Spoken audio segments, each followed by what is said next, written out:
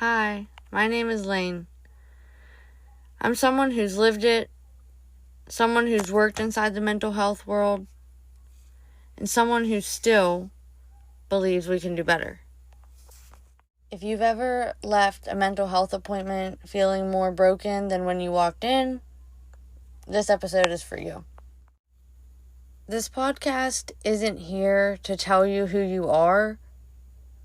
It's here to help you figure out who you aren't, and maybe rewrite the way the world has tried to define you.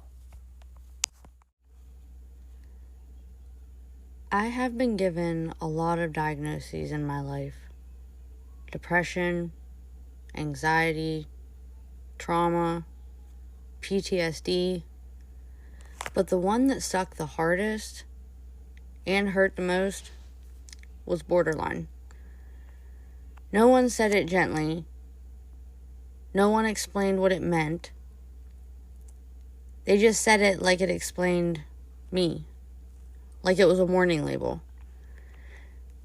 After that, everything I said was questioned. If I cried, I was manipulative. If I got upset, I was unstable. If I wanted connection, I was clingy. Every symptom was seen as a flaw, every need as a tactic. And the worst part, no one ever asked about what happened before the symptoms started. I didn't feel seen or understood. I was as tired of dealing with my mood swings as much as everyone around me was. I don't want to be judged by my past anymore. I just want to figure out how to finally move on from it. From one clinician to another, let's do this differently. As a provider, I know how hard this work can be. The emotional toll, the rushed intakes, the messy charts. But I also know what it feels like to sit across from someone who's been hurt more by their diagnosis than by their symptoms. And I've seen how powerful it can be when we lead with curiosity instead of control.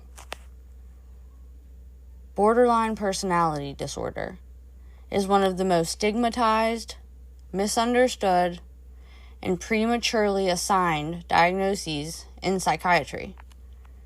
Sometimes it's accurate, but far too often, it's a shortcut we reach for when we feel overwhelmed, uncertain, or burnt out.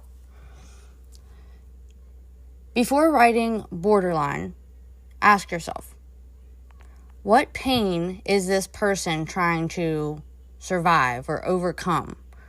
What happened in their past that made this pattern make sense?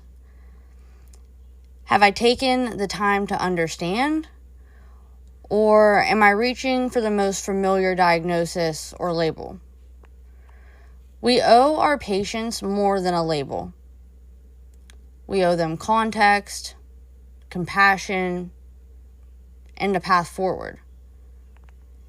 And if we want psychiatry to evolve, it has to start with how we see the people sitting across from us.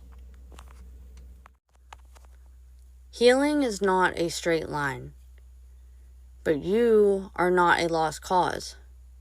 You are not damaged beyond repair. A lot of us weren't protected when we should have been. And when that happens, when safety is something you learn to chase instead of trust, it rewires everything. If you heard something in this episode that felt familiar, or if you've ever been called difficult, dramatic, or unstable, I want you to know this. You're not broken, you're not beyond help, and you're definitely not the only one. There are resources, therapies, and clinicians out there who will understand the full story and listen to you and not just the diagnosis. You can feel better. You can build something different. And you don't have to do it alone. Because if shame could heal us, we'd all be better by now. If you're having thoughts of ending your life, please know that help exists right now, in this moment. You matter. You're not alone. In the U.S., you can call or text 988 to reach the Suicide and Crisis Lifeline anytime, 24/7. Wherever you are in the world, there are people who care and who want to help you stay. So please reach out.